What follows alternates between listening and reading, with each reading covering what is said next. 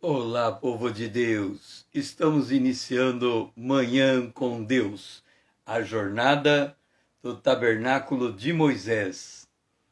Bom dia, Lídia. 6 estações, 10 minutos em cada estação, 1 hora na presença de Deus. Seja bem-vinda, Lídia. Bom dia. A nossa Arca da Aliança hoje está colocada em Mateus capítulo 11, o versículo de número 12.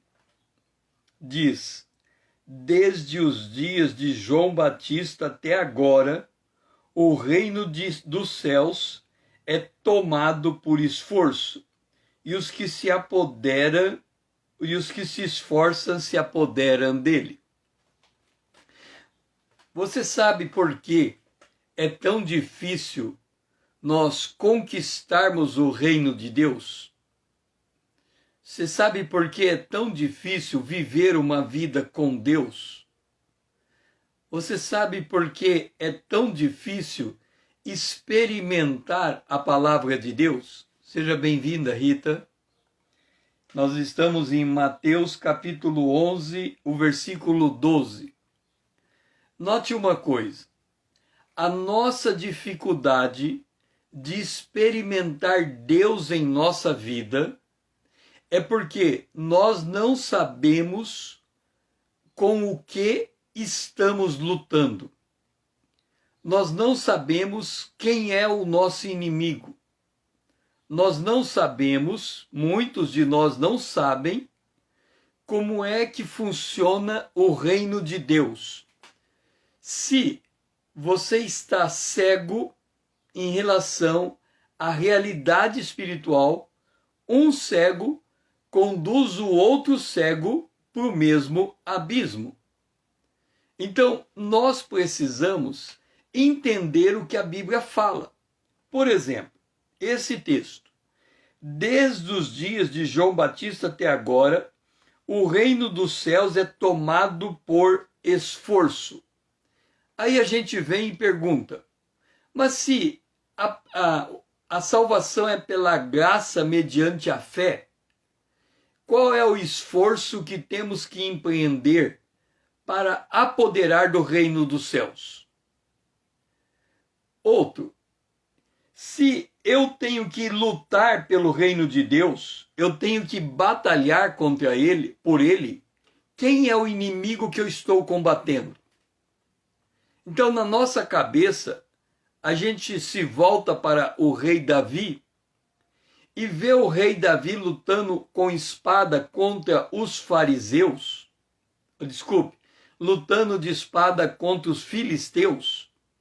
A gente olha e diz assim: Davi tinha o filisteu como inimigo, e para ele conseguir conquistar o território, ele tinha que vencer os filisteus. Se a gente olha para Jesus nos dias em que ele esteve no seu ministério terreno, a gente vê que Jesus tinha como inimigo os fariseus. Então a gente pensa, o inimigo do homem é outro ser humano. E se eu tenho que me esforçar para ganhar o reino de Deus, eu tenho que lutar contra as pessoas que estão impedindo eu alcançar o reino de Deus. Então eu olho todas as pessoas à minha volta com desconfiança, porque eu estou achando que estas pessoas que estão do meu lado estão impedindo eu ter uma melhor experiência com Deus.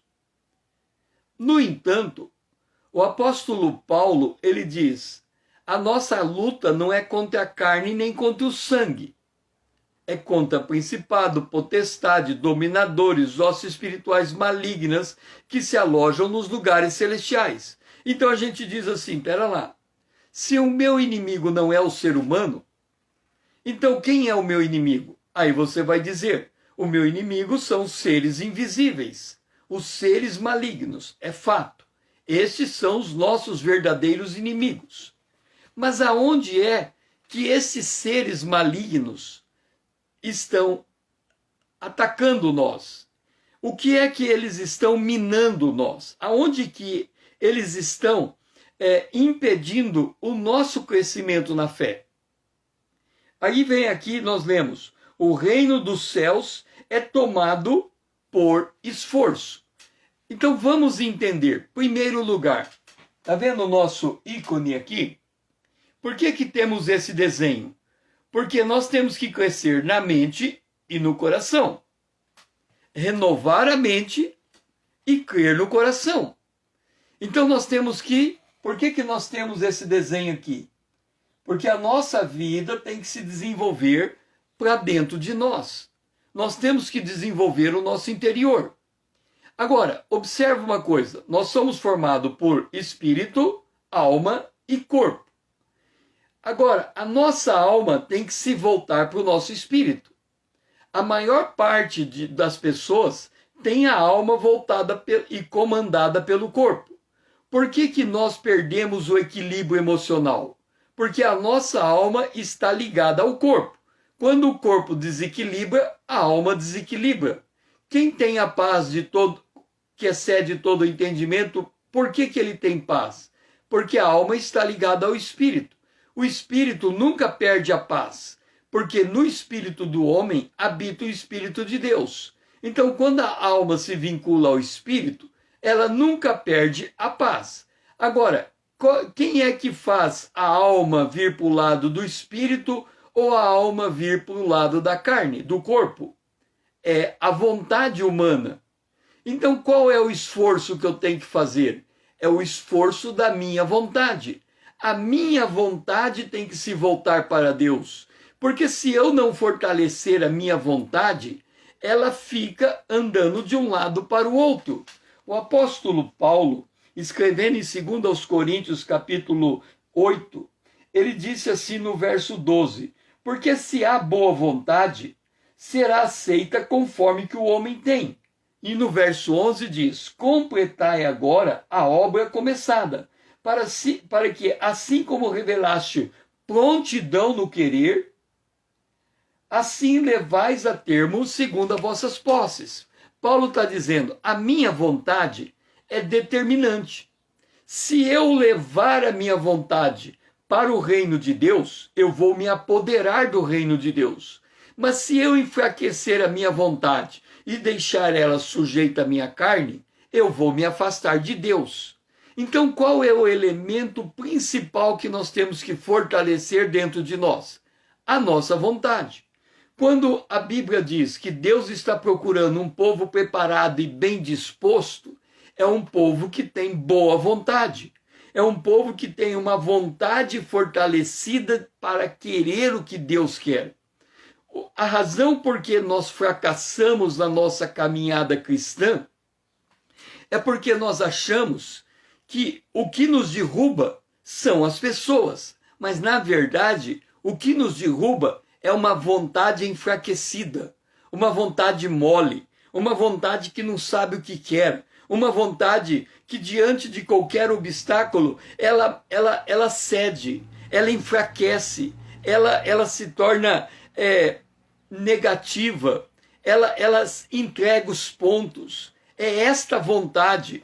Cada dia que nós acordamos, a nossa vontade tem que ser uma vontade de ferro.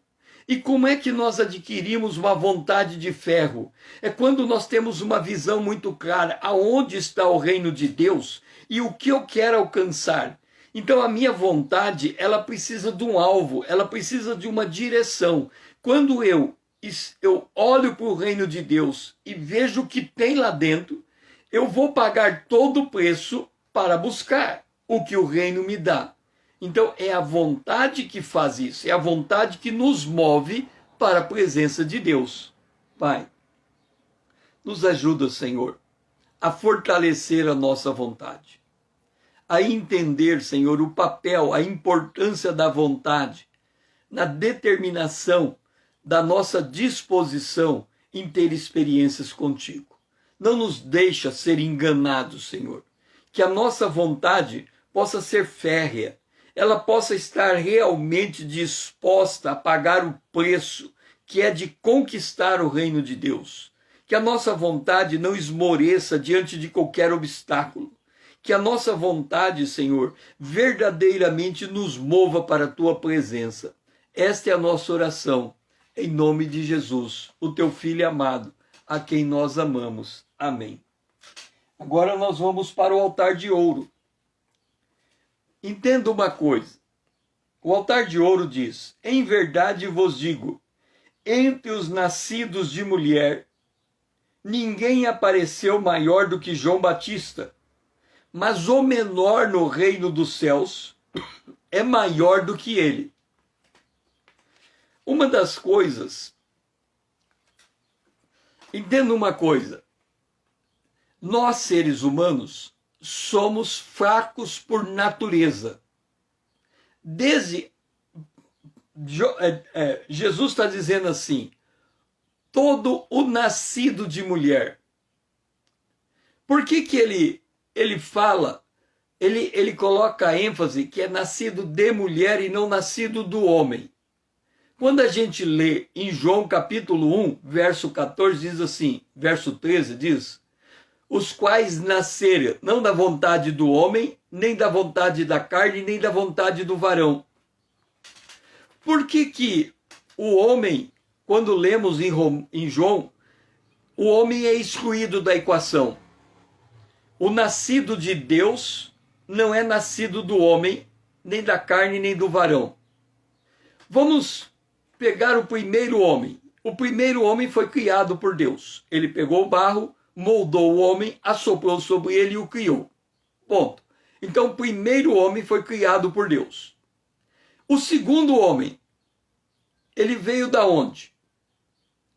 Da onde veio o segundo homem? O primeiro homem foi criado por Deus. E o segundo homem?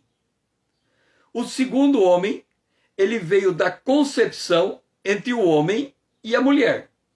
O homem coabitou com a mulher e gerou um filho. Aí eu pergunto para você, tirando o primeiro homem da equação, porque ele foi criado por Deus, todos os outros homens vieram de um homem? Todos os outros homens que nasceram, eles nasceram do homem coabitando com a mulher? O que você diz? Todos os homens que nasceram de um homem coabitando com uma mulher? Nasceram de uma relação sexual entre um homem e uma mulher? Sim ou não? Seja rápido na resposta. Exatamente. Jesus é a exceção. Agora, Jesus nasceu de uma mulher? Sim ou não? Jesus nasceu de uma mulher? Sim ou não? Por isso que Jesus vem aqui e diz, todo nascido de mulher, porque aí não tem exceção. Todo homem nasce de uma mulher, mas um homem nasceu de uma mulher e não nasceu de um outro homem. Então o nascido de Deus, ele nasce da barriga de uma mulher, mas ele não nasce de um homem. Esse é o novo nascimento. Agora, observa um detalhe. João Batista foi o maior homem do Antigo Testamento. Por que João Batista foi o maior homem do Antigo Testamento? Eu vou dar duas razões. Três razões. Vamos ver se é três. A primeira razão, João Batista foi o homem do Antigo Testamento que conheceu pessoalmente Jesus Cristo e o reconheceu como Messias. Primeira razão. Tem profetas que profeticamente viu Jesus, mas João conheceu Jesus pessoalmente, falou com ele cara a cara. Segunda razão. Todo o Antigo Testamento, todo judeu, cria que Deus é um.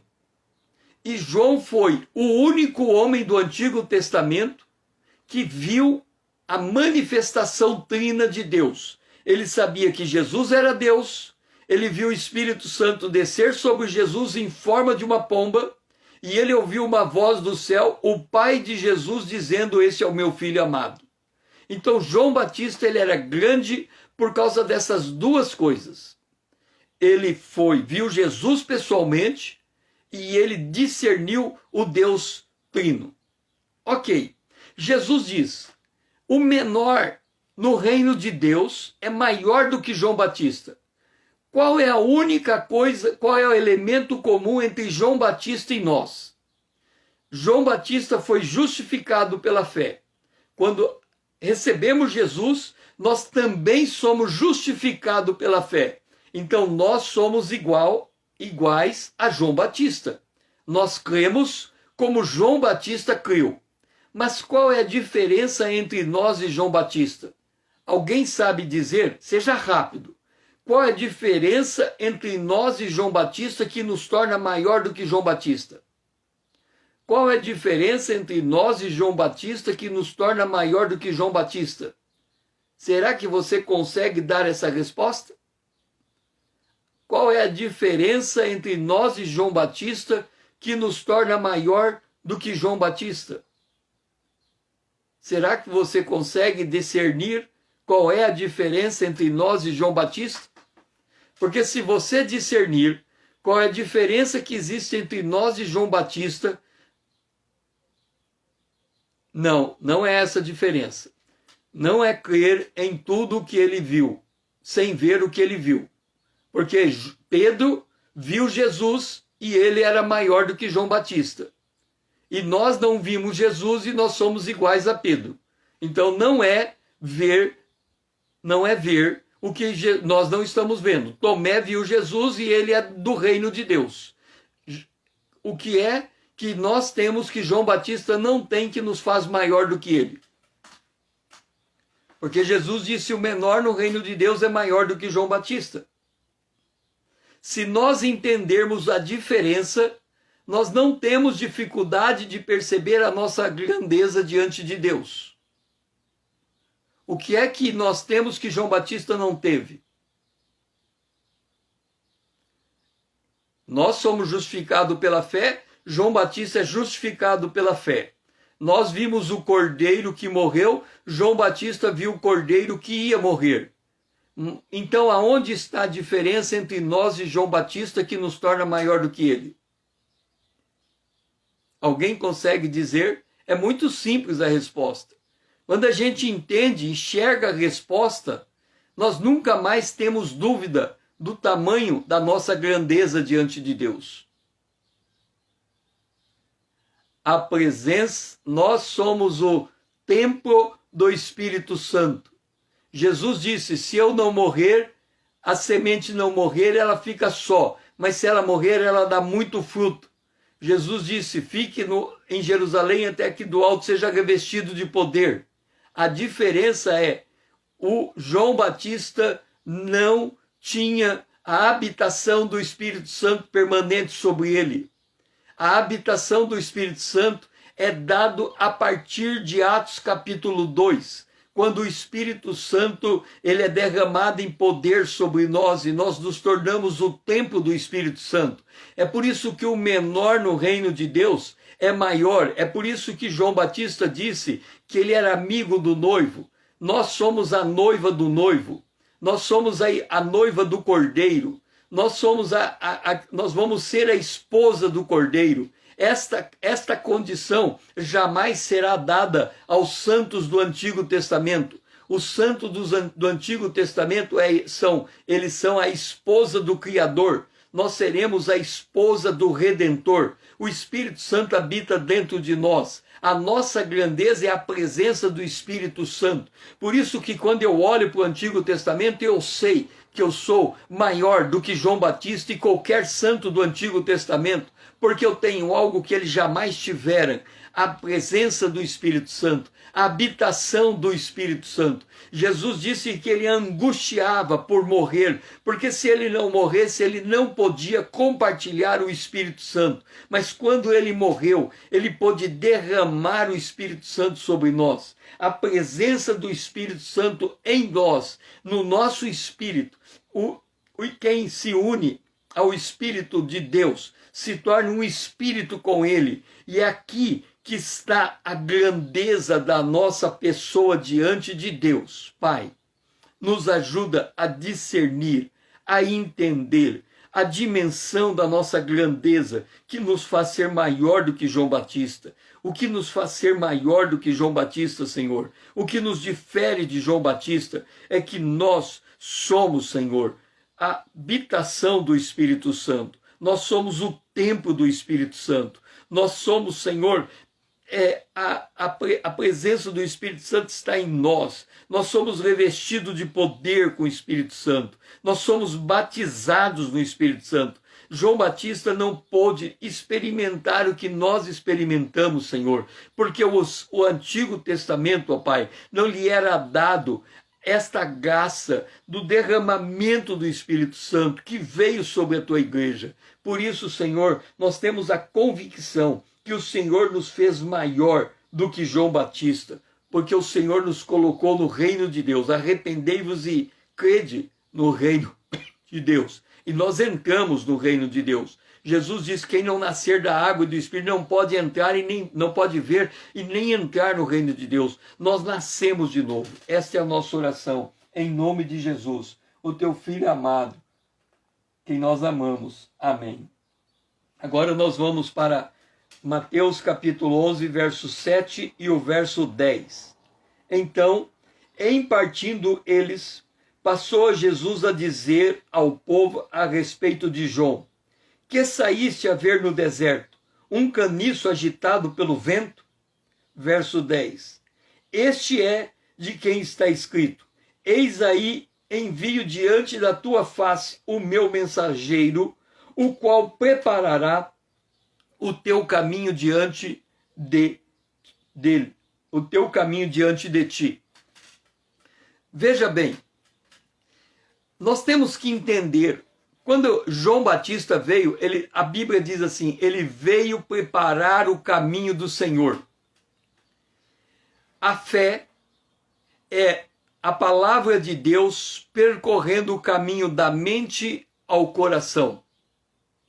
A fé é a palavra de Deus percorrendo o caminho da mente ao coração e sendo confessada com a nossa boca.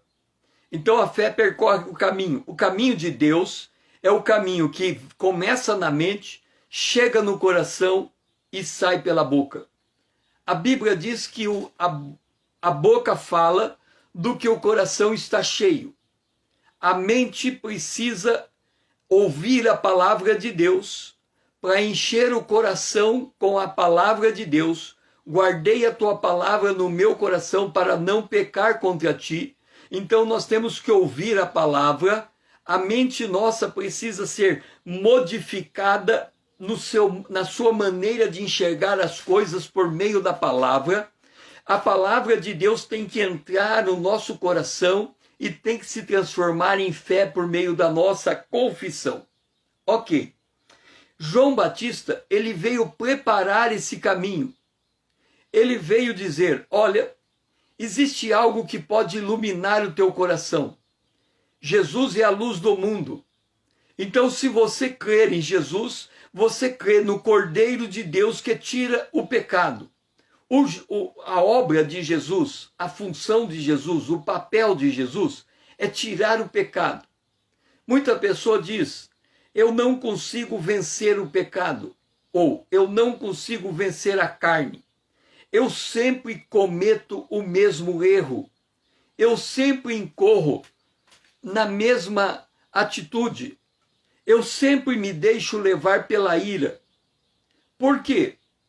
Porque essa pessoa não consegue enxergar o caminho de Deus.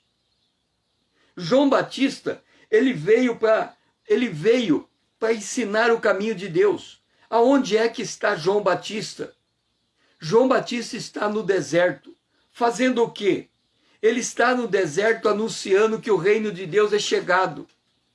E aí, ele lá no deserto, ele diz, arrependa, muda a sua maneira de pensar. Arrependimento na Bíblia é mudança radical da maneira de ser.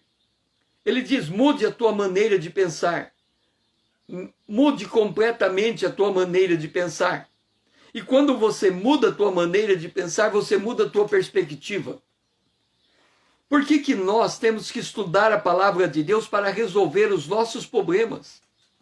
Porque a gente não sabe contra o que lutar.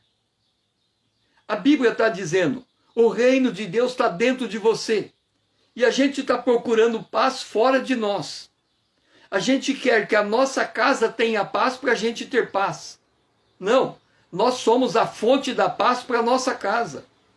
Se a nossa casa está perturbada, nós temos a condição de injetar paz, porque o reino de Deus está dentro de nós. Mas por que que a gente não enxerga o reino de Deus dentro de nós? Porque a nossa vontade é fraca. Porque a nossa vontade não se apodera do reino de Deus. Porque a nossa vontade se deixa facilmente influenciar pelas coisas que estão acontecendo em volta de nós. Porque tudo nos distrai, tudo nos tira da presença de Deus, tudo nos enfraquece. E aí a gente diz, eu sou fraco.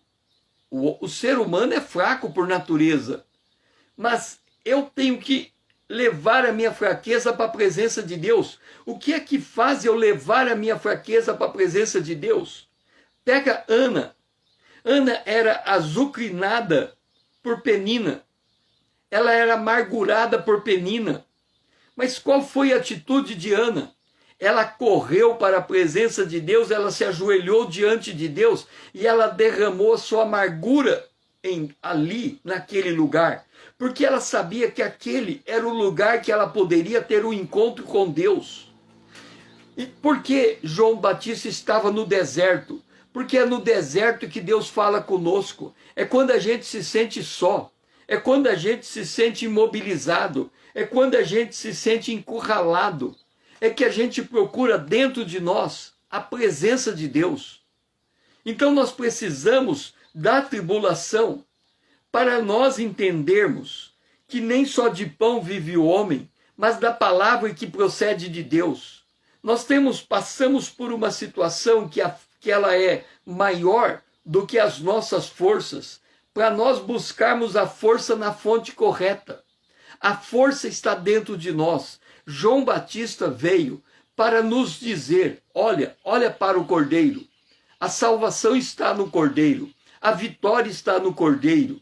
E o apóstolo Paulo diz que o Cordeiro habita em nosso coração.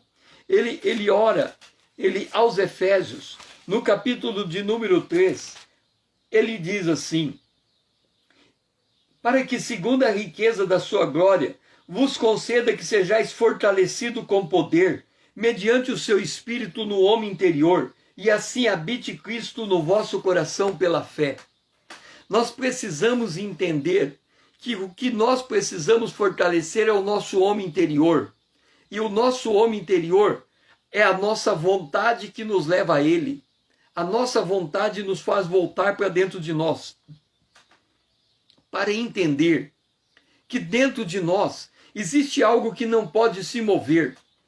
Por exemplo, por que uma pessoa que serve a Deus e é torturada não nega a fé? Por que ela, a tortura, o seu torturador, o seu algoz diz a ela, ou você nega Jesus ou você morre? Por que ela diz, pode me matar, mas eu não nego Jesus? Por que ela diz isso com firmeza? Porque a sua vontade sabe aonde está a sua âncora. Ela sabe que Jesus é maior do que a vida e que se ela perder a vida nesse mundo, ela vai ressuscitar. Então ela não troca nada desse mundo pela presença de Deus. Ela amarra a sua vontade na vontade de Deus. Ela prende a sua vontade na vontade de Deus. Porque ela tem a convicção de que é ali que está a bênção e ela não sai daquele lugar. Nós temos perdido a batalha da vida porque a gente não sabe para onde correr. A gente fica igualzinho biruta de aeroporto. Para onde toca o vento a gente vai. Mas quando a gente entende que a vontade de Deus tem que ser fortalecida na palavra de Deus e nós temos que ancorar a nossa vontade nessa palavra, então nada nos vai mover da nossa posição. Nós temos que nos aferrar nessa posição. O reino do céu é tomado por esforço. Nós temos que esforçar a nossa vontade a não se deixar levar pelas circunstâncias da vida. Pai, nos ajuda a entender que a nossa vontade tem que ser amarrada, ancorada na tua presença e não pode se mover deste lugar. João Batista veio para mostrar o caminho aonde a nossa vontade tem que ser direcionada, para onde a nossa vontade tem que ser direcionada. E que a gente se volte para esse lugar, Senhor. E não saia deste lugar por nada deste mundo, ó Pai. Não deixa que nada desse mundo nos demova da tua presença. Esta é a nossa oração, em nome de Jesus, o teu Filho amado a quem nós amamos. Amém. Agora vamos para Mateus capítulo 11, o candelabro, verso 4 e 5. Os cegos veem, os coxos andam, os leprosos são purificados, os surdos ouvem, os mortos são ressuscitados, e aos pobres está sendo pregado o evangelho. E bem-aventurado é aquele que não achar em mim motivo de tropeço. Nós temos que entender o tipo de luta que nós estamos lutando. Tudo em volta de nós é uma distração para nos tirar da presença de Deus. Quer sejam coisas boas, quer sejam coisas ruins. Tudo que acontece em volta de nós são distrações. Por exemplo, o amor ao dinheiro é uma distração. O dinheiro não é uma distração, mas o amor a ele é. Porque a fascinação da riqueza e os cuidados da vida pode sufocar a palavra de Deus. Então, se eu, que vou precisar do que comer, beber ou vestir, eu deixar que estas coisas me tirem da presença de Deus, então estas coisas vão me afundar. Porque elas são perecíveis, elas passam, e o mundo passa e o mundo passa e a sua concupiscência. Mas quem faz a vontade de Deus permanece para sempre. Agora, observa o seguinte, Pedro diz assim, 1 Pedro capítulo 4, Pedro diz assim, verso 14, se pelo nome de Cristo sois injuriados, bem-aventurados sois, porque sobre vós repousa o Espírito da glória e o Espírito de Deus. Note uma coisa. Quando você está sendo injuriado, quando alguém está criticando você, quando alguém está falando mal de você, quando alguém está colocando você em condição de culpa, quando alguém está apontando o dedo para você, o que é que a pessoa geralmente faz? Ou ela se revolta contra o outro, ou ela cai no seu complexo de inferioridade. Ela não consegue ficar de pé. Ou, quando alguém vem contra você, você responde na mesma moeda, ou quando alguém vem contra você, você se sente o menor de todas as pessoas. Mas nós terminamos de ler que o menor no reino de Deus é maior do que João Batista, e Jesus disse que nunca houve um profeta tão grande quanto João Batista. Que do todo o Antigo Testamento ele é a maior referência que existe. E no entanto, Jesus diz, o menor no reino de Deus é maior do que ele. Então por que você se deixa abater pela vida? Pelas pessoas? Por que você se deixa abater por um sentimento de culpa? Como se Jesus não tivesse levado no madeiro o teu pecado. Então Pedro vem e diz assim, quando as pessoas falam mal de você, é porque sobre você está o Espírito da glória e o Espírito de Deus. Ao invés de levar a coisa para o lado pessoal, você olha e fala, pera lá, eu já estou morto em Cristo Jesus.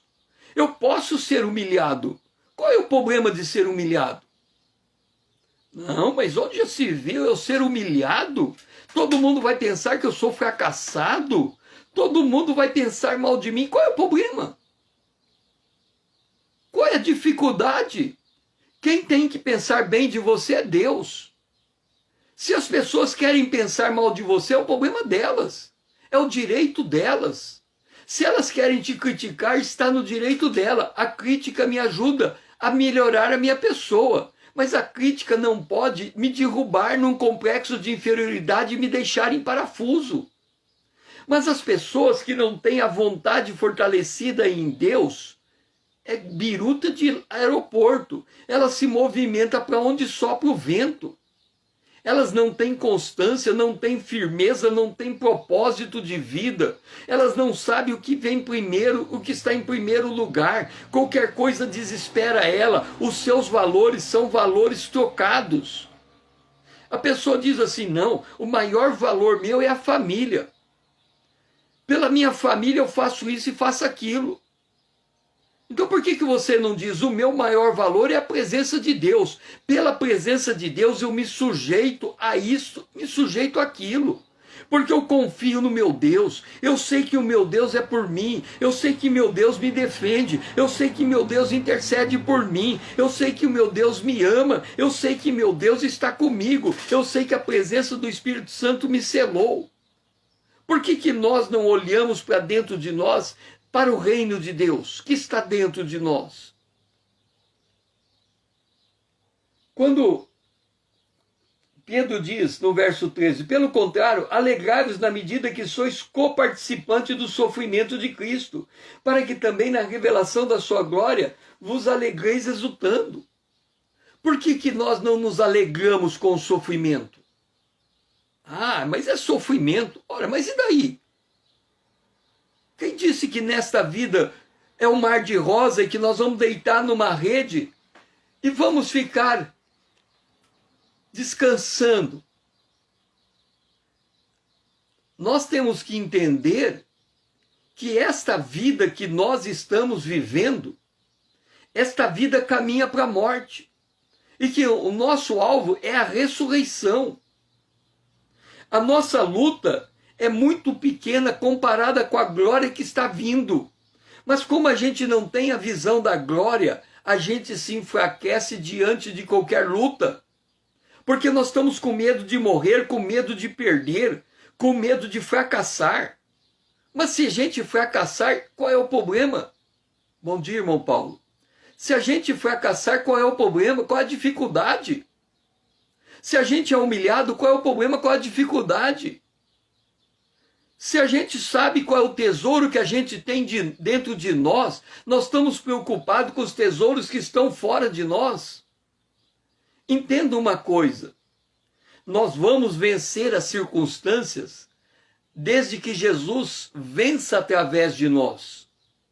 Mas nós vamos perder a circunstância quando nós, desesperados, tentamos lutar as nossas lutas com a nossa força, com a nossa sabedoria, com as nossas emoções.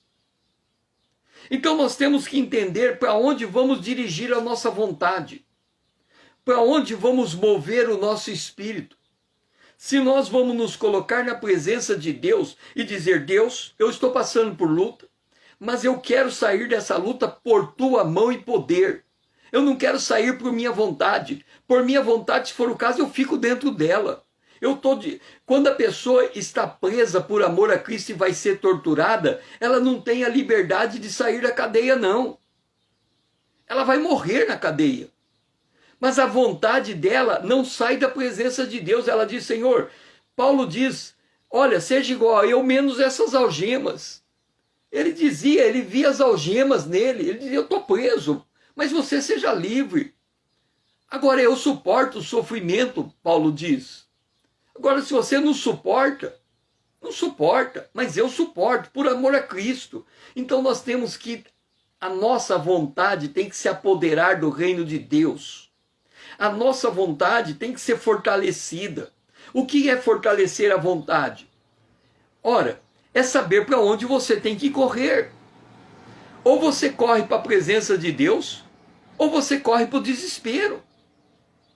Então, se a gente não sabe por que lado a gente precisa correr, para o lado que a gente precisa correr, andar, nós nunca vamos vencer. Então, os que experimentaram Deus, os cegos, os coxos, os leprosos, os que ressuscitaram, os que ouviram o evangelho, esses sabem aonde está a fonte do seu poder. Pai, nos ajuda a reconhecer a fonte do nosso poder, a ação do teu Espírito em nós. Nos ajuda a entender, Senhor, que as coisas que acontecem para abalar a nossa fé não vão tirar a nossa vontade da tua presença. E nós cremos que o Senhor é por nós para nos dar a vitória. Então que a gente fique em paz. A gente saiba que o Senhor tem cuidado de nós. Que a gente entenda isso, Senhor. É a nossa oração. Em nome de Jesus, o teu Filho amado a quem nós amamos. Amém. Vamos para Mateus capítulo 11, o verso 6. E bem-aventurado é aquele que não achar em mim motivo de tropeço. Deixe-me dizer uma coisa. Quando você perde o teu equilíbrio emocional, é porque você encontrou em Jesus um motivo de tropeço. De novo. Quando você perde o teu equilíbrio emocional, é porque você encontrou em Jesus um motivo de tropeço. É porque você deu mais importância àquilo que está te derrubando do que a presença de Deus na tua vida.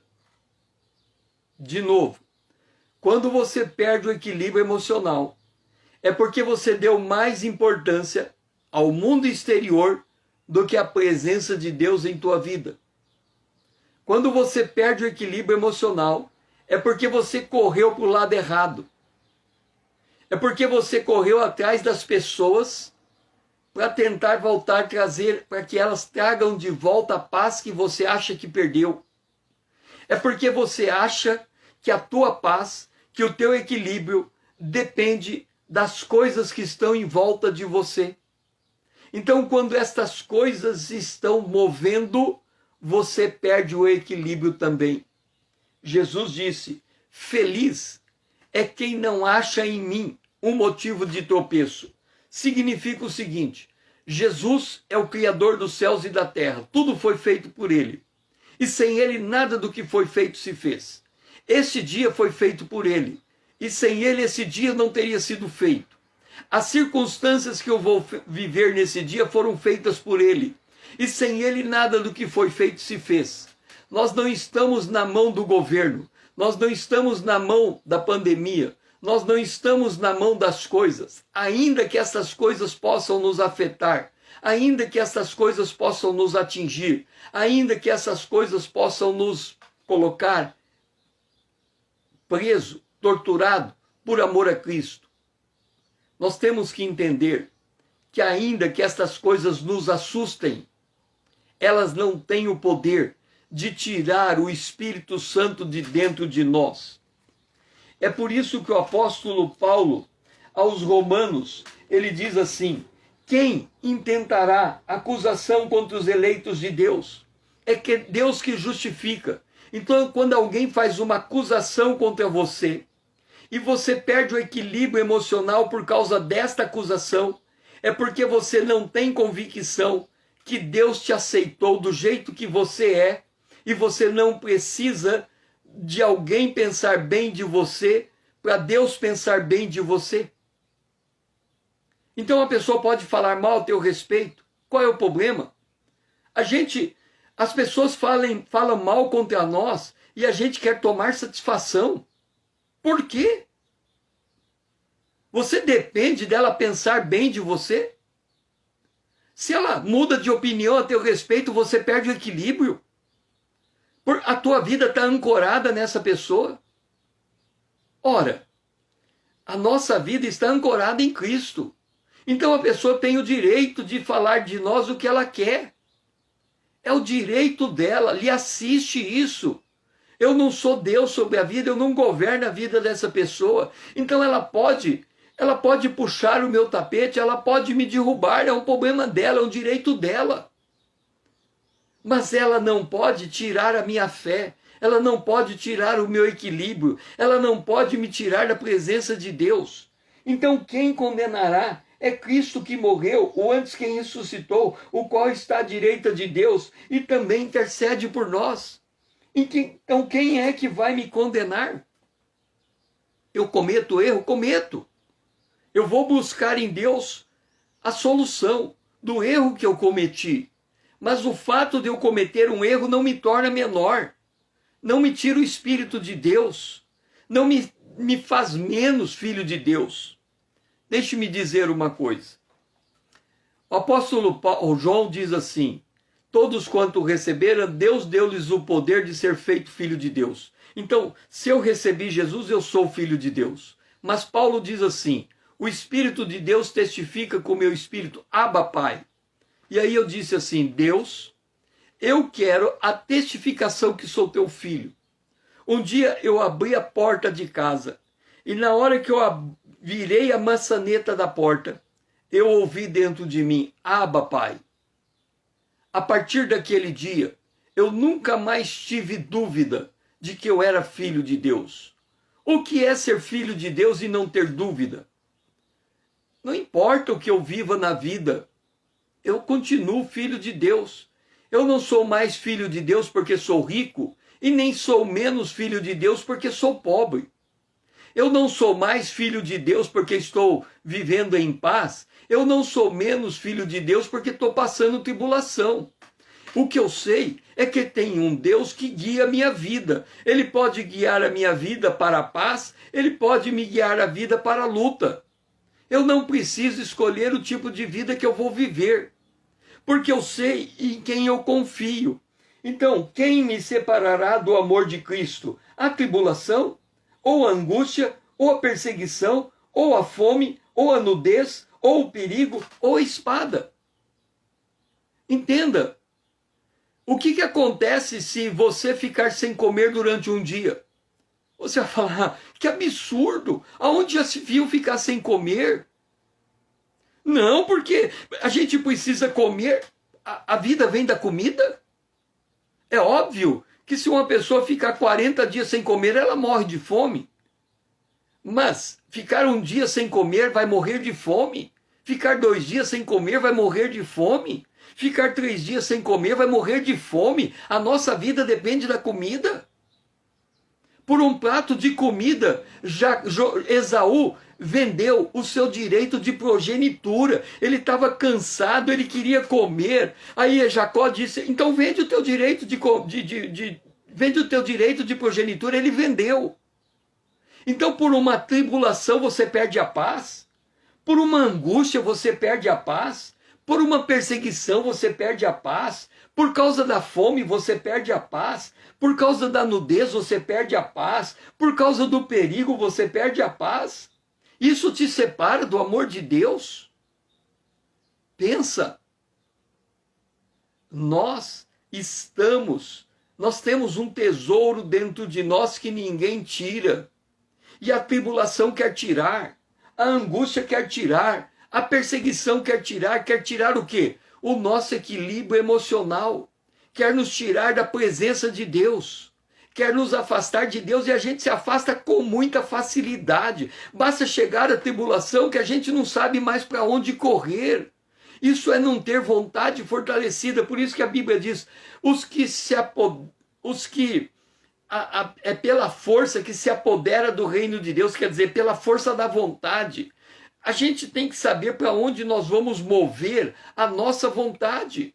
Se nem a nossa vontade ela é levada para a presença de Deus, o que sobra de nós? É por isso que a gente encontra tanto crente fraco. Porque ele não sabe para onde ele corre quando vem a tribulação, a angústia, a perseguição, a fome, a nudez, o perigo e a espada.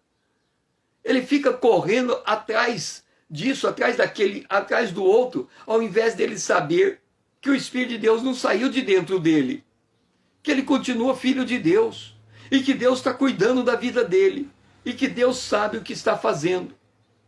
Eu posso perder o controle da minha vida, mas Deus não perde. Então eu confio nele. Eu confio que ao final Todas as coisas contribuem conjuntamente para o bem dos que amam a Deus. Eu não estou entendendo, mas eu não preciso entender para confiar. O problema do crente é que ele quer entender para confiar. E aí você cai. Aí você perde. Aí você se desespera. Aí você se agonia. Pai, nos ajuda a entender que nós não precisamos entender para confiar. Mas que nós temos que saber que a nossa vontade não pode se mover da tua presença. A nossa vontade é a tua vontade. Então ela não pode ser chacoalhada por qualquer tribulação. Ela não pode perder, Senhor, o tino, o discernimento de que é na tua presença que nós vencemos as lutas. Mas quando nós perdemos esse contato contigo e nos deixamos abater pelas coisas que estão nos acontecendo, então nós perdemos, meu Pai. Nos ajuda a apoderar do reino de Deus com a nossa vontade firme, intransigente. Não é intransigente com as pessoas, é intransigente conosco mesmo, de saber aonde está a fonte do nosso poder, aonde está a fonte da nossa esperança, aonde está a fonte do nosso amor. Que a gente entenda isso, ó Pai. É a nossa oração, em nome de Jesus. Amém. A frase do dia: o Senhor é aquele a quem esperamos. E agora nós estamos em Mateus, capítulo 11, o versículo de número 2 e 3. Quando João ouviu no cárcere falar das obras de Cristo, mandou por seus discípulos perguntar-lhe: és tu aquele que estava por vir, ou havemos de esperar outro? Gente, nós estávamos lendo Romanos. Romanos diz assim: quem vai nos separar do amor de Deus? Entenda uma coisa. O nosso corpo é um cárcere. O nosso corpo é uma prisão.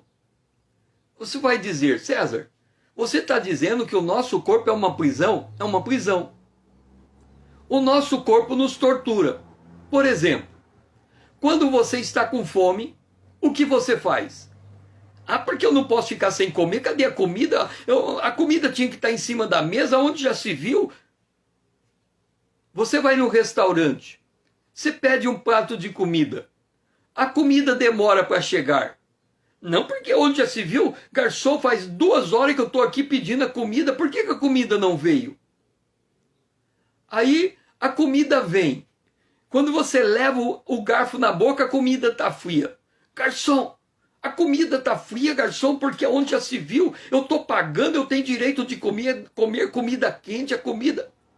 Olha o que o corpo está fazendo com você. Está te torturando. Está te prendendo nas coisas dessa vida. Você está fazendo qualquer coisa para cuidar do teu corpo. Mas o teu corpo é corruptível. O teu corpo precisa ser glorificado. A tua esperança está na ressurreição. Então para lá. Para lá. O que está acontecendo com João Batista? Ele está preso no cárcere. E o que ele vai buscar? Vai lá e pergunta se Jesus é quem está, é quem ele é, ou temos que procurar um outro. Se Jesus é quem ele é, minha missão acabou. Não importa eu estar no cárcere. Eu já encontrei o meu Salvador. Agora, se Jesus não é quem ele fala que ele é, eu tenho que sair daqui. Eu tenho que ir atrás. Então eu pergunto para você, quando chega a tribulação, para onde você corre? Ah, eu corro para o meu marido, ele tem que pôr ordem na casa. Não, eu corro atrás dos meus filhos, eles têm que me obedecer. Não, eu corro atrás do banco, ele tem que me dar empréstimo. Não, eu corro atrás do governo, ele tem que me aposentar. Não, eu corro atrás do consultor, ele tem que me dar solução. Nós estamos o tempo todo correndo atrás de alguém, procurando alguém para nos salvar, procurando alguém para nos trazer a paz que a gente perdeu. Não, porque se meu pai não tivesse feito isso comigo, eu não teria o tipo de vida que eu tenho. A gente está procurando vingança lá no passado. Não, porque minha mãe me tratou desse jeito, por isso que eu sou desse jeito. A gente está sempre procurando desculpa fora de nós. Não, porque se meu marido não tivesse me tratado desse jeito, eu não teria feito isso. Olha, é ser crente molenga. É ser crente biruta, levado pelo vento. O apóstolo João Batista, que está preso aqui, a missão dele era preparar um povo bem disposto. O povo bem disposto somos nós. A Bíblia diz que os apóstolos morreram, torturados. A história do mundo, a história secular conta que Pedro disse que quando ele foi crucificado, ele falou: me crucifica de cabeça para baixo, porque eu não sou digno de morrer de cabeça para cima como Jesus morreu. O apóstolo Paulo, ele levou açoite. Ele disse que ele levou 49 açoites. No dia que ele estava apanhando, ele disse: por favor, eu só peço uma coisa, não me dê 50 açoites, me dê 49, porque 50 foi o que Jesus levou quando ele foi crucificado. Eu não quero ser igual a ele, eu não quero ser comparado com ele. Eu não sou digno de levar 50 açoites, eu só quero levar 49. E o que a gente está dizendo o tempo todo?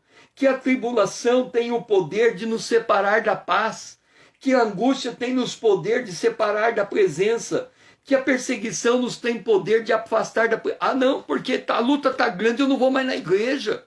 A luta está grande, eu não vou mais ler a Bíblia. Como se a luta tivesse que parar para eu voltar a buscar a Deus.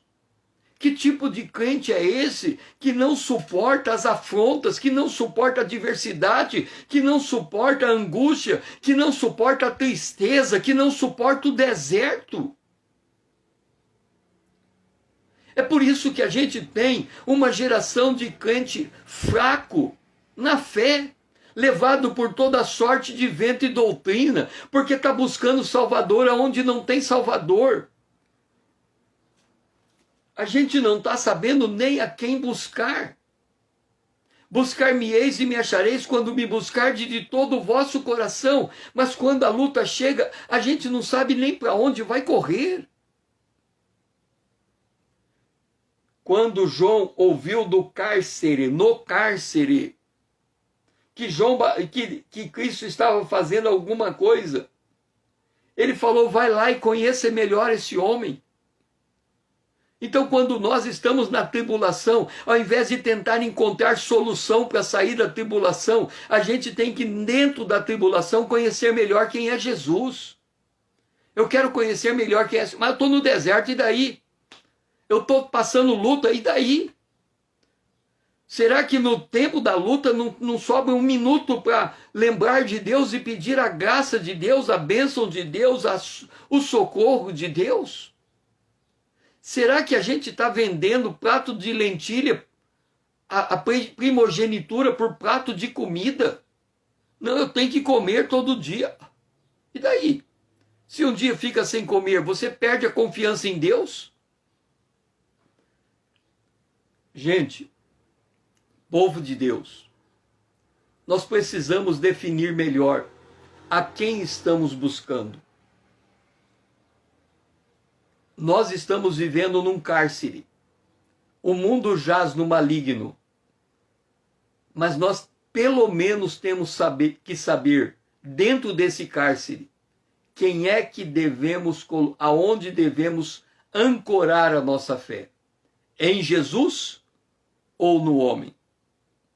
Cada tribulação, cada perseguição, cada angústia é uma prova para saber se nós vamos permanecer firme na presença de Deus ou vamos nos desestabilizar por qualquer coisa.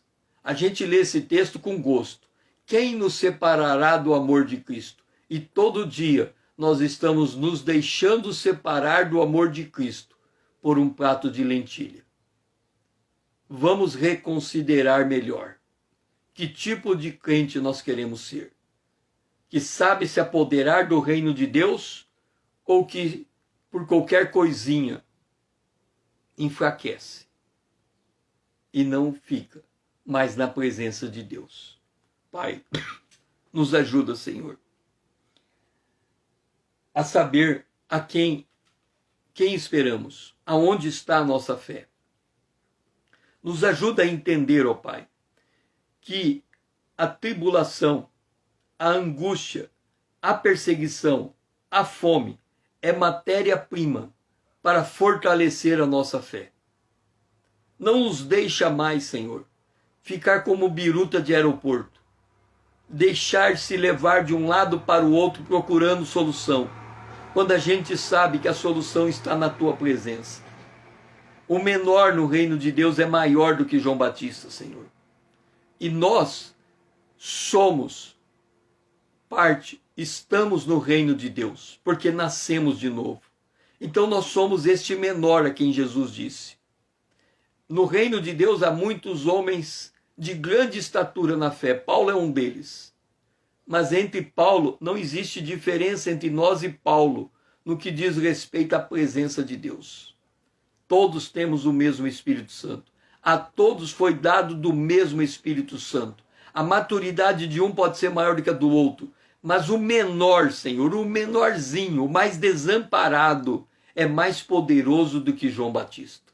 Que a gente nunca se esqueça disso, Senhor. Porque é nisso que está o nosso conforto e a nossa segurança. Essa é a nossa oração, em nome de Jesus, o teu Filho amado, a quem nós amamos. Amém.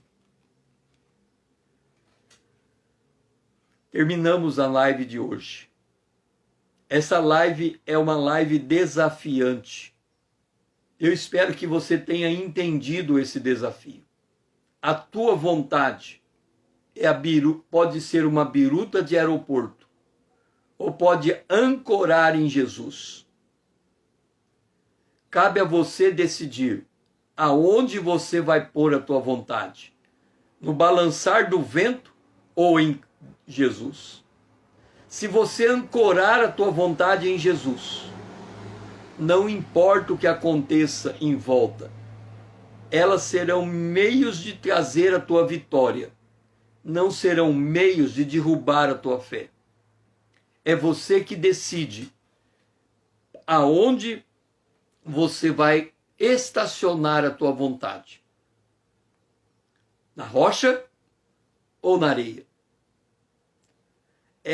Você precisa tomar essa atitude dentro de você. Você tem que dizer, não importa o preço que eu vou pagar, a minha vontade vai ser ancorada em Jesus.